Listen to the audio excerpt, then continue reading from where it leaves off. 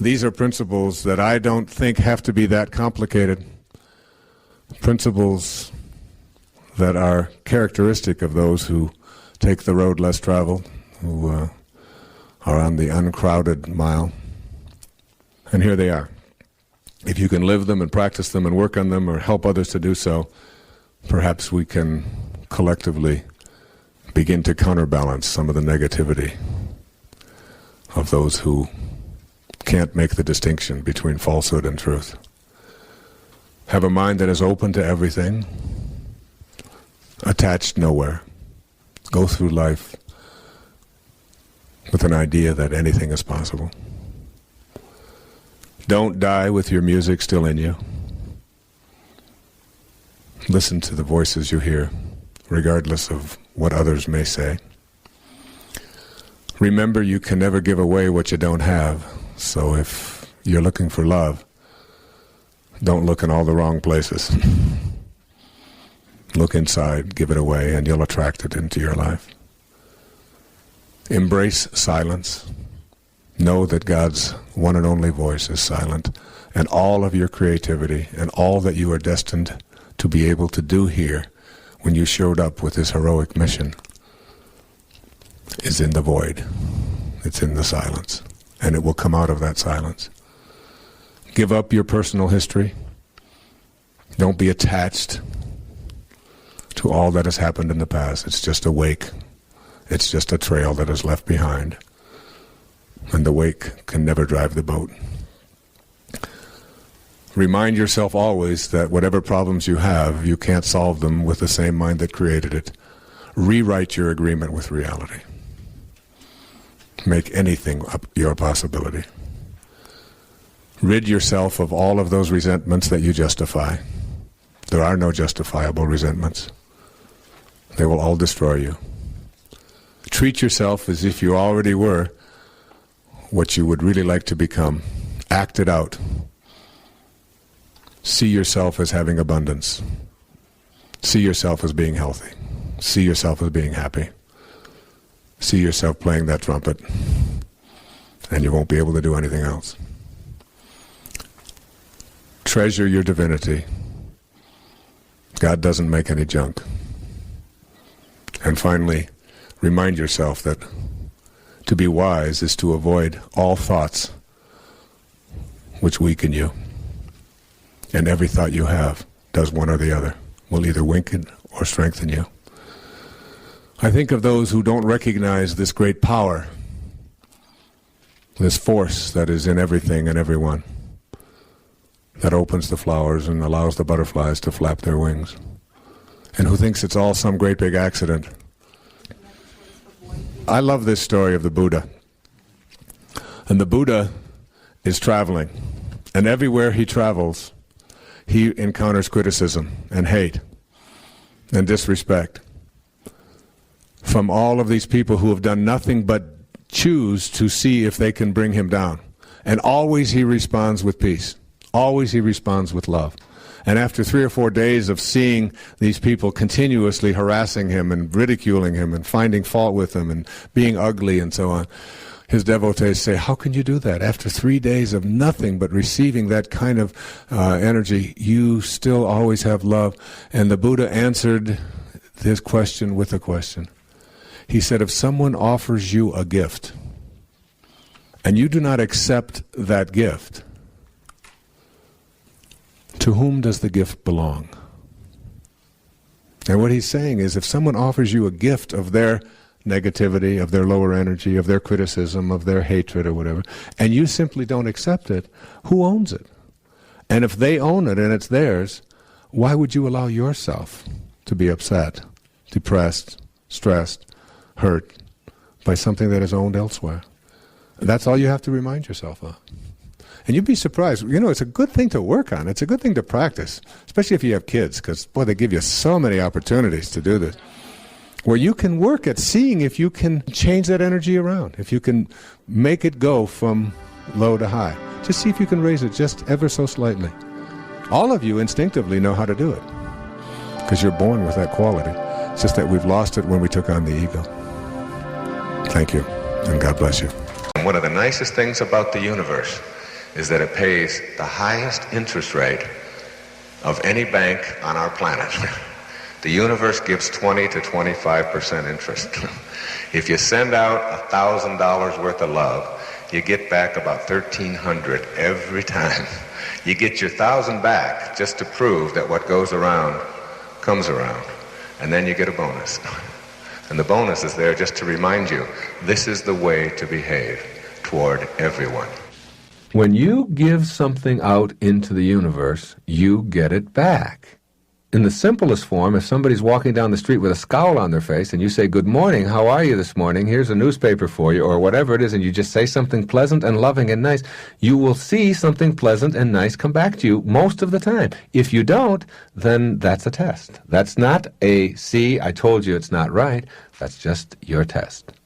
Most of the time, it will come back to you. A smile, you'll see, and you will feel better. Now, in the simplest form, that's what it is. That even applies to financial things. I remember a few years ago, my secretary was just all concerned about her income taxes, and she owed $500 more on her taxes, and it was the 14th of April. And she didn't know what she was going to do, and she didn't want to have to take out a loan and all of this. And I said, "Look, you've done so many great things for me this year. Here's $500. I'll just pay those taxes. I don't have any problem with it. I'll pay it. It won't affect me one way or the other." It wasn't really any great big gesture or magnanimous thing for me to do. It was just what seemed to be the right thing to do. The next day in the mail comes a check for $570 from Greece for an article that I had written for Family Circle magazine like 5 years before. It had been held up in some transaction in Greece, and there it was. The $500 back plus $70 as a bonus. That principle applies all the time for me in my life, I have found. And I didn't know that 10 years ago. I didn't know that if you give it away, it's like it's that circuitous nature of how each cell works. Remember the electrons that are circling around? They all just keep coming back. Everything just keeps coming back. And it works. And we are, when you think of an endless universe, we're still just tiny little cells. The same principle is working. But getting people who have been conditioned to believe that it's the bottom line and it's profits, and if I don't see it, then I don't believe it. And so in this technological, externally oriented, fast-paced kind of hectic society that we have created, we tend to forget some basic human principles. I tell people over and over again, your opinions are trivial. The opinions that you have about all the things and all the most profound problems in the world are essentially trivial, and they make almost no difference what your opinion is. It's your commitment to it that really makes all the difference in the world. You take the most profound problem in the world and understand that you're trivializing it by having an opinion about it. And you take the tiniest, most insignificant problem in the world, and if you have a commitment to doing something about it, that's the most profound thing you can do. Let me just talk briefly about something else that I think is very important, and that is the importance of modeling, or being an example. The highest place you can get to is be the person who whatever it is that comes out of your mouth is what is. And that's the purest form of sanity there is. That's the highest place you can get to, where whatever you say is what you follow through on. And that precludes maybe exaggerating for making a point or something like that. When you let something come out of your mouth, or when you behave in a certain way, that it is consistent always with the beliefs that you have. You're going to exaggerate something that doesn't need to be exaggerated.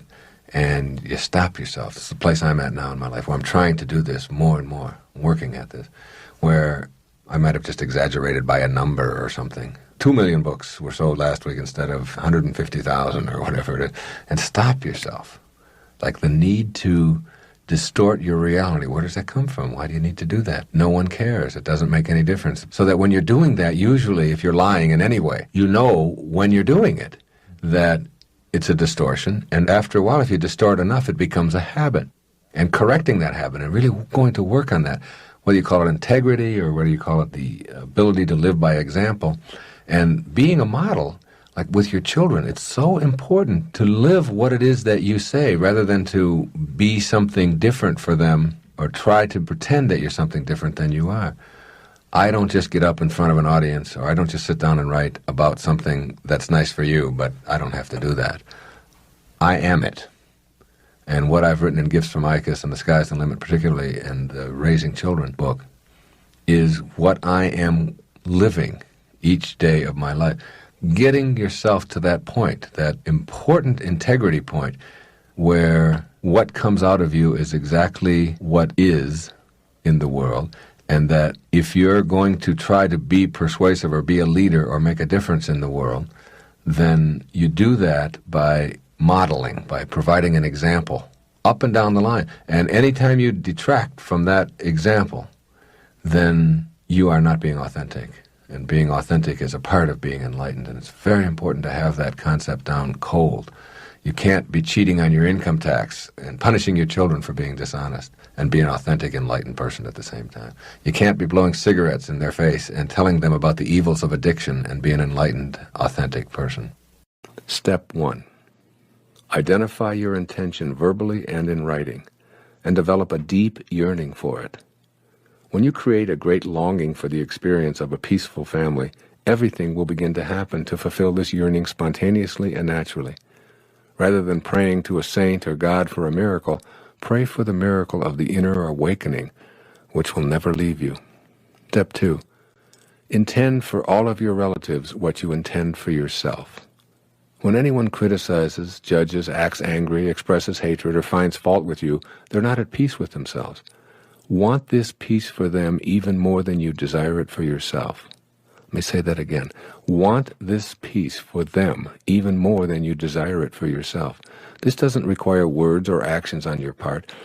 Simply picture the people in your family with whom you're not at peace and feel the peace you crave for them. Your inner speech will change, and you'll begin to experience the peaceful authenticity of both your beings. Step 3. Be the peace you're seeking from others.